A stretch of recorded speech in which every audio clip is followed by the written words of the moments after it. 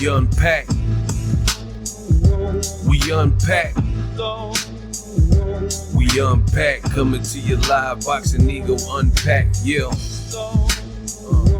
We unpack. We unpack. We unpack. Coming to you live. Oh, whoa, yo, hold up. Not me, not Marshall. I show you Marshall. Timothy Bradley, Desert Storm, says what Devin Haney is doing by suing Ryan Garcia is, quote, the softest-ish he has ever seen in his life. He says it is ultimately a bad look for Devin Haney. So in this video, you clicked on it because you wanted to find out what Tim Bradley said regarding this Devin Haney lawsuit. Now, I tell you guys, I'm the best in the business, whether you like it or not, and it's not even close. Notice the thoughts and the thought patterns from Boxing Ego always reemerge after Boxing Ego says it.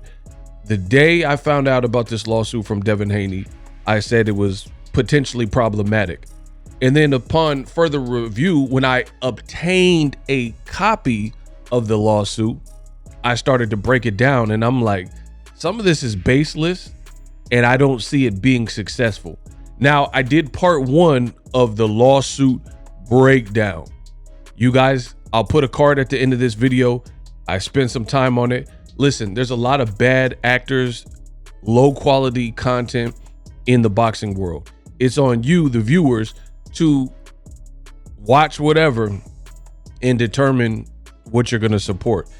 A lot of low quality audio, low quality video productions, and then the information is just bad. Everyone has a talking point, you know, everybody, you know, this is how I feel, but then they don't even take the extra steps to learn the information in which they're reporting about.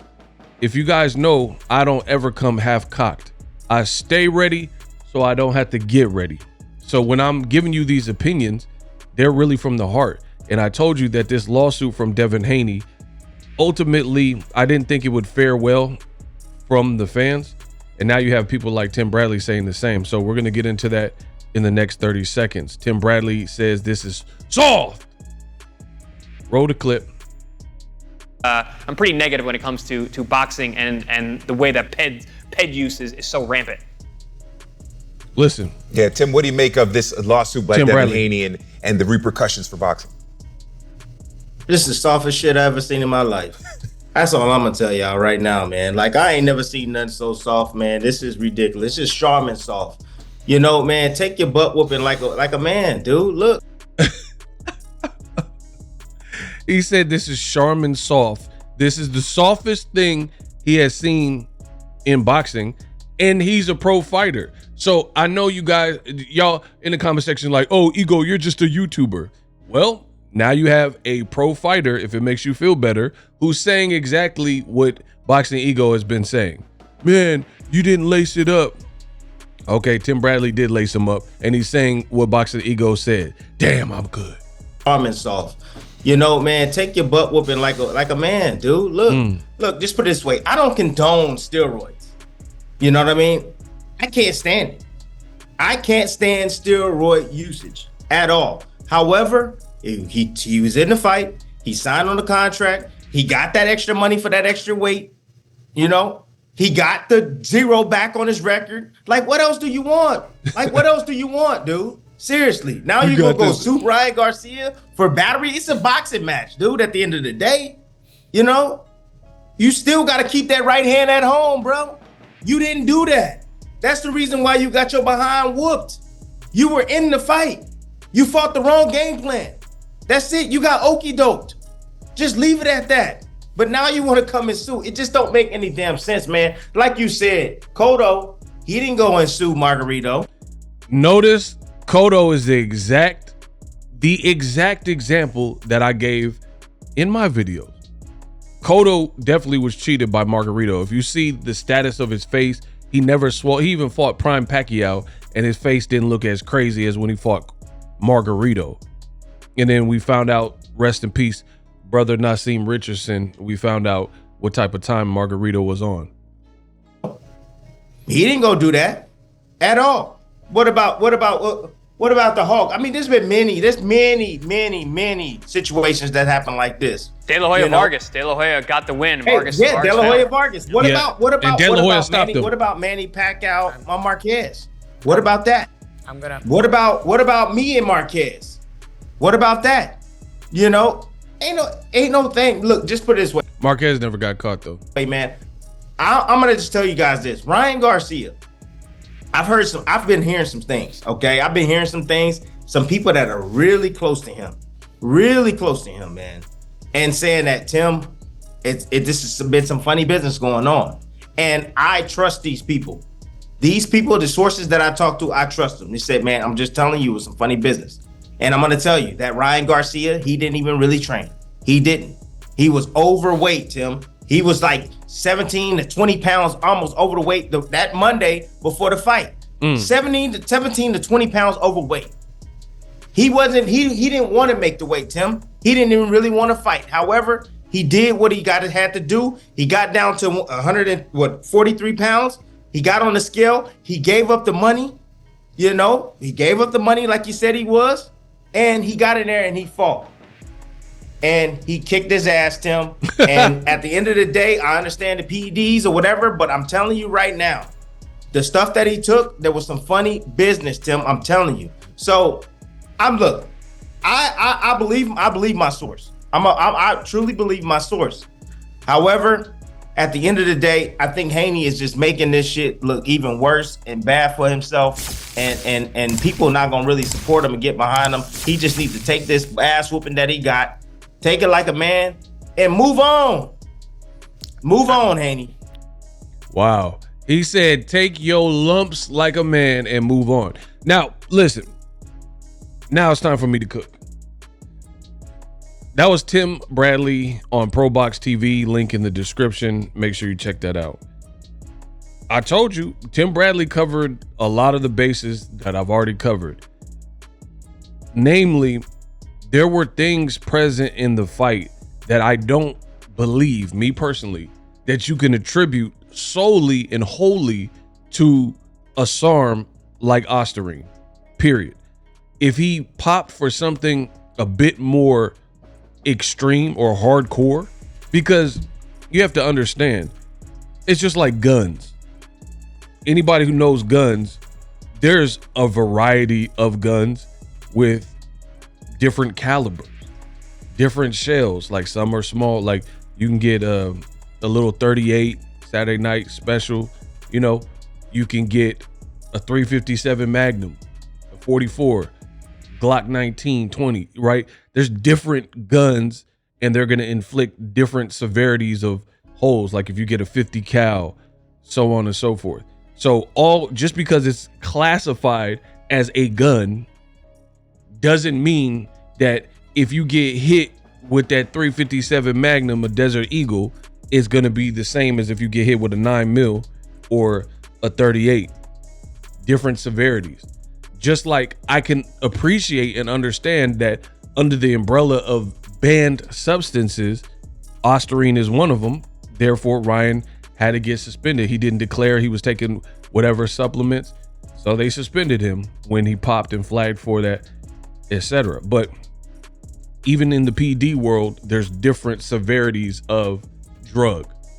It's just like other drugs. Like fentanyl is some hardcore-ish versus there's some strain of weed is, you know, the strain of weed is not going to do and potentially be as fatal as fentanyl, right?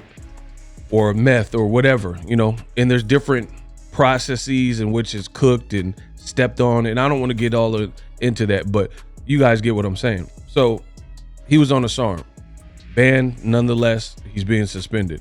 So I agree with Tim Bradley. It's what I've been saying. The crazy part of it to me is that Haney seems to be like almost like, and I hate to say this for someone who fought somebody on a PD, but there's just this level of entitled, spoiled kind of behavior. Like all this imagery about my dad's from Oakland and Bay Area and whoop, whoop, whoop.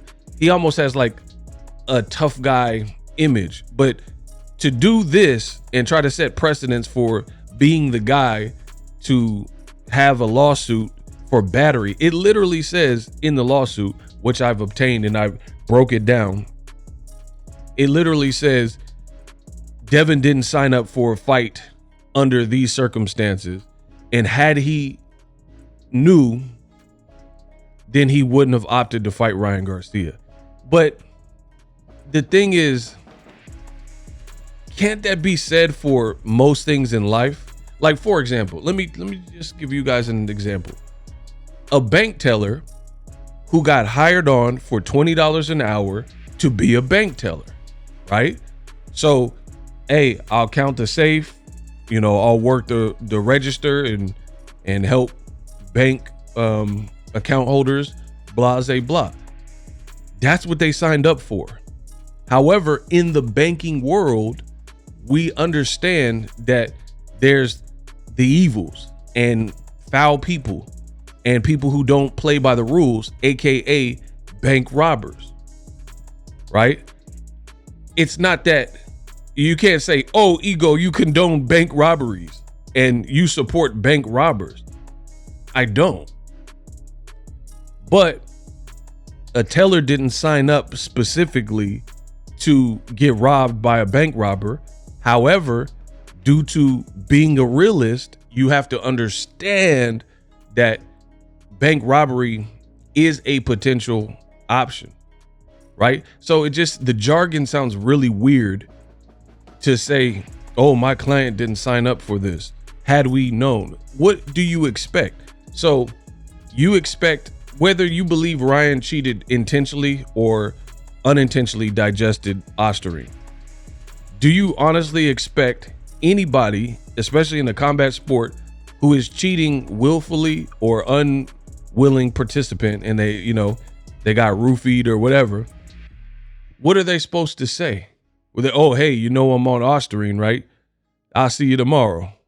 Like, it's not really a realistic statement. So yes, unfortunate, but there's no way around it. The test didn't come back until weeks later, so nobody really knew that Ryan had something in his system. So you have to kind of just live with that result. Unfortunate, yes, but VADA couldn't have done anything. If he passed all of his tests leading up, and then the condemning test, the 3 tests that he popped for, were so close to the fight and the results weren't known until almost Canelo Munguia fight week, which was Cinco de Mayo, that's nobody could have done that until they improve the processing times, and maybe VADA can do these sample collections and get it back in a 48-hour period or something. But at this point, it doesn't look like or sound like that's a reality. So it just sounds weird, a lot of these claims. Then the Haneys are still bringing up Ryan missing weight. I went over this several times. Bruh, you knew he missed weight.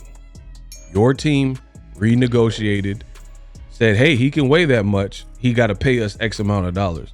And he did that. And you accepted. New terms, new contract. That's a dead issue. So you notice the Haneyacks, they're like, oh, but Ryan cheated. He double cheated. He missed weight in addition to Ostarine. You got to take the weight out of the equation, because he's already cleared that the moment Devin signed an amendment to the initial contract and they did the revision. It's just like, this is common sense. Like, let's say you live in an apartment complex, right? And they say your rent is $2,700. And then you stay there for 18 months, and then you get a new terms and condition. Say, hey, would you like to renew for another 18 months? But instead of the $2,700, based on the economy, it's going to cost you $3,000 to live in the same apartment. If you sign that brand new lease, do you think and believe that you're going to be under the terms of your previous lease that had you paying $2,700 a month?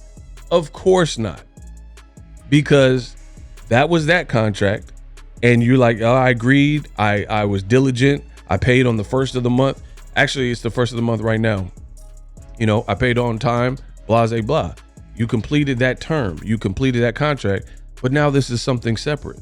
So I don't understand how many other ways I could process this or explain it to you. That's why this whole lawsuit, there's some frivolous things in there that it looks like they just listed a bunch of their complaints, or it's like a regret lawsuit. It's like buyer's remorse, right? All of this, well, not all of it, but much of what is being complained about in this lawsuit could have been kind of covered or discerned ahead of time.